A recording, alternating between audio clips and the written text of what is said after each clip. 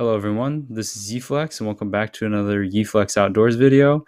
This video is going to be a little bit different than my traditional Yeeflex Outdoors videos.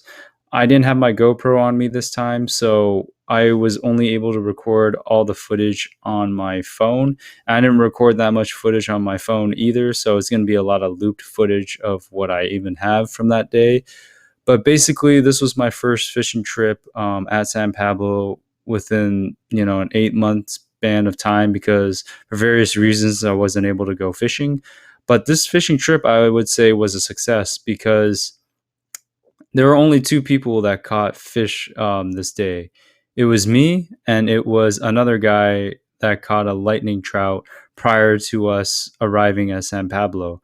So basically, in the morning, we talked to this guy. He told us he caught a lightning trout, but he told us that the fishing this year has been a lot slower than it was last year. Last year, people were catching limits, and me myself, whether I went with my dad or with a friend, we would catch maybe like 3 to 5 fish later on in the year of 2021. I'd probably say around like April through June, we were catching at least 3 to 5 fish per trip. And the limit for rainbow trout in California and the Bay Area is about 5 trout per one person. So if you fish with two people, you could get 10, but that's quite a bit of fish.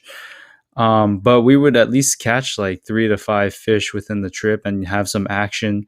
But this trip was a little bit different. So basically, we started around like 9 o'clock, and my dad got the first bite around 11 o'clock.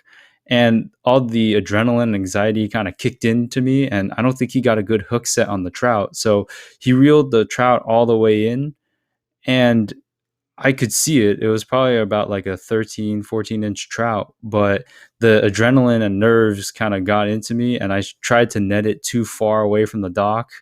And I tried the first time, missed it. And then the second time, I almost got it. But then the trout after that took a dive and then broke and spit out the hook. So I was really bummed. I was pretty hard on myself for that because I thought that was going to be our only fish for the day. And I was like, oh man, like, no. But um, it was pretty rough, definitely, like on the pier, and a lot of apologizing to my dad for not netting the fish and having the adrenaline kick in. But after that, I kind of realized that we needed to have a better hook set if we did get another bite. And luckily, I would say 20 minutes later, I actually did get another bite, and it was a really good bite on my rod. So then I hooked that fish, and we were able to get it in and tire it out before my dad netted it. And it turned out to be a 16 3/4 inch trout, as you'll see here in the video.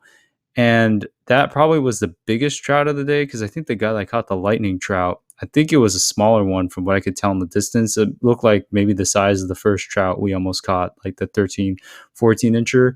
But it would have been really nice to have both those fish that day. But having one was really good, and it felt really nice since I hadn't been fishing for like at least the last 7, 8 months. So it felt nice to like fight a fish and catch a fish again. And after that, I would say we stayed till 5 o'clock that day. No more bites. So for us, there are only 2 bites for the whole day. And for everyone else that was around us, they didn't even get a bite. So really slow fishing this year. Um, I did go to San Pablo again after this trip, and it was pretty slow. And that was the first trip I got skunked. I'm not sure if I'm going to make a video on that. I might include a little bit of footage within this video, just of what I saw. I mean, the most interesting thing I saw were like these little small kind of either bait fish or baby fish kind of swimming around the water. I'll probably put that footage in this video. But on that trip, like I got skunked. My dad and I went, and we didn't catch anything that day, and no one was catching anything that day. So this year definitely has been slower at San Pablo. But the one thing from this first fishing trip I wanted to note was that I learned from a guy who was fishing on the bank for catfish that it was illegal for people to clean the fish and throw the guts into the reservoir.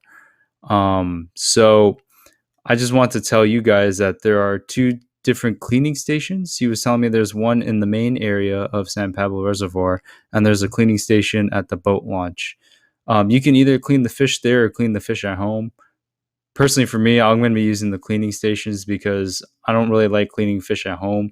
I've done in the past; it's really messy; it gets everywhere.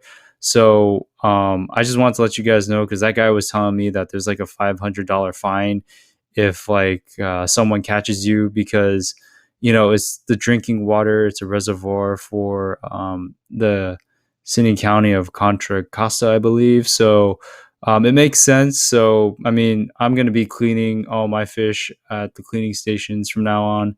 And I just wanted to let you guys know that just because, I don't want anyone else to get a $500 fine as well. So, overall, San Pablo fishing's been slow, but I'm definitely going back there. I have some friends that actually have not fished before or maybe fished once a long time ago.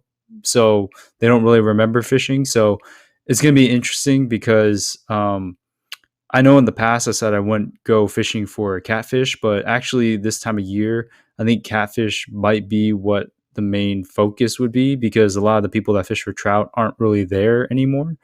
So basically, I will be fishing for trout, but I'll also go for catfish as well because of maybe it's warmer water or something around those lines. So, anyways, I will be going to San Pablo. If I do, hopefully, I record some more footage on my GoPro. If not, there might be another recap video. But, anyways, I hope you guys enjoyed this recap video and give a like to my Yeeflex Outdoors Instagram page because you'll see how I cook that trout that I caught my first trip to San Pablo, that 16 and 3/4 inch trout. Um, I'll give you like a little sneak peek. I used a totally different recipe that required a lot more lemon juice. But I mean, it was a really good recipe. Tried it for the first time. It worked out really well. So if you want to see how it actually came out, it looked really good. In the photo. So check out my Instagram page. It should be there. And I do try and post a lot of my catches on there and the way I cook my catches on my Instagram. So, anyways, I hope you guys look forward to seeing more of my outdoor videos. I do plan to try and do some more videos. If not, I take a lot more pictures than I do videos. So definitely follow my Instagram page at Yeeflex Outdoors. So, anyways, I hope to see you guys again and have a good day. Peace.